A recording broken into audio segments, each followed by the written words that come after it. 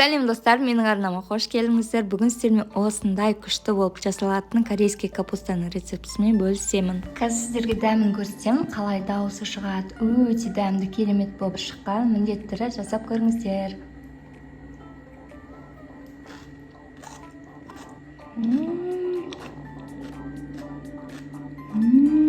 Салатымызға керек ингредиенттің барлығын описанияға жазып қоямын, сол жерден көре аласыздар. Достар, бұл салатты мерекелік дастарханға немесе күнделікті ыстық тағам жанына ұсынсаңыздар тіптен керемет болады. Достар, бұл салатқа пияз қосылмағандықтан ұзақ уақыт тұтынуға болады, тоңазытқышта сақтауыңыз керек. Орам жапырақты екіге бөліп, ортасын алып тастап, ірі көлемде қылып турап аламыз, дәл видеодағыдай төрт бұрыштап. Қазақша футболдың дамуына үлес қоса аласыздар, ол үшін подписаться етіп менің арнама, кейін лайк басып комментарий жаза отырыңыздар.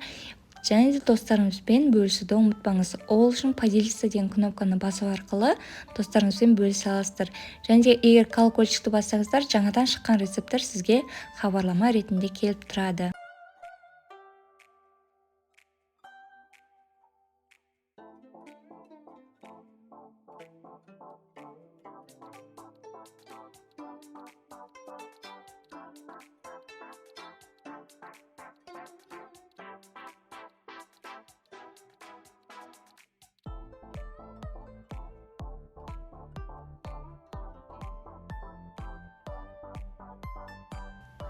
Турап алғаннан кейін дәл видеодағыдай барлығын ортасын ашып аламыз. Орам жапырақты мыжып, қысудың қажеті жоқ, дәл осы күйінде қалдырамыз. Осылай қалдырған нәтижесінде өзінің шырыны шығып, салатымыз өте шырынды болады, яғни сочный болып шығады. Аршылған таза екі сәбізді осылай үккіштен өткізіп аламыз. Үккіштің ең үлкен жағымен өткізуіміз керек.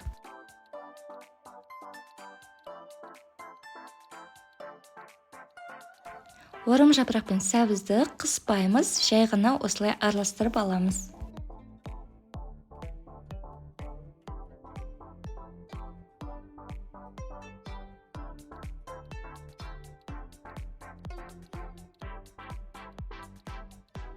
Аршылған сарымсақтарды дәл видеодағыдай ұсақтап турап аламыз, немесе арнайы құралмен езіп өткізіп алсаңыздар болады.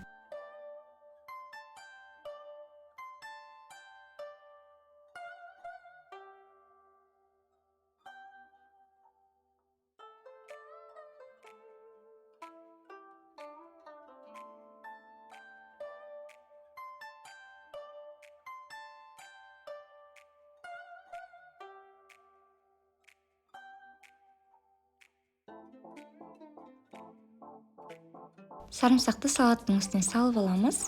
Келесі кезекте дәмдеуіштерін қосамыз. Дәмдеуіштердің барлығын описанияға жазып қоямын. Бұл жерде бізде тұз, қант, күркума, қарабұрыш, кориандр, паприка және де ашты бұрыш бар. Дәмдеуіштің барлығын дәл ортасына салыңыздар, себебі қазір қыздырылған майды құйған кезде реакция жүруі қажет.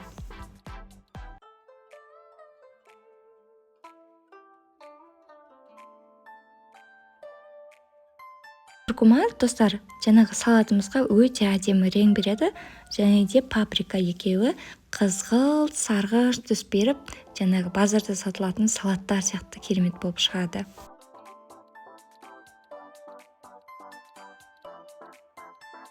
Ыдысымызды отқа қойып, сұйық майымызды құйып алып, кейін майды қыздырамыз.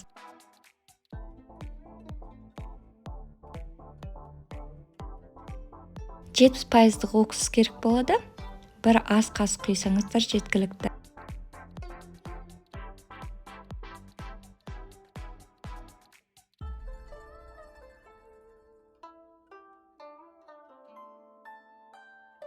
Отта қыздырып алған майды құямыз. Сол кезде осылай пышылдаған дауыстар шығуы қажет.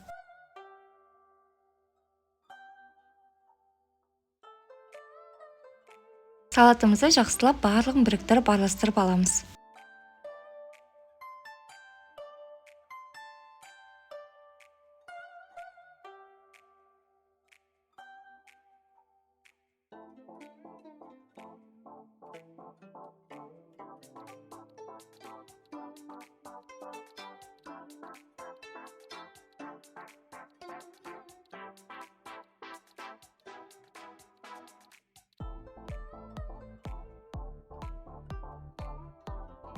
Салатымыз дайын болды. Енді қақпағын жауып, бір түнге немесе бірнеше сағатқа тоңазытқышқа қойып қоямыз. Кейін дайын болғаннан кейін осылай ыдысымызға салып ұсынамыз.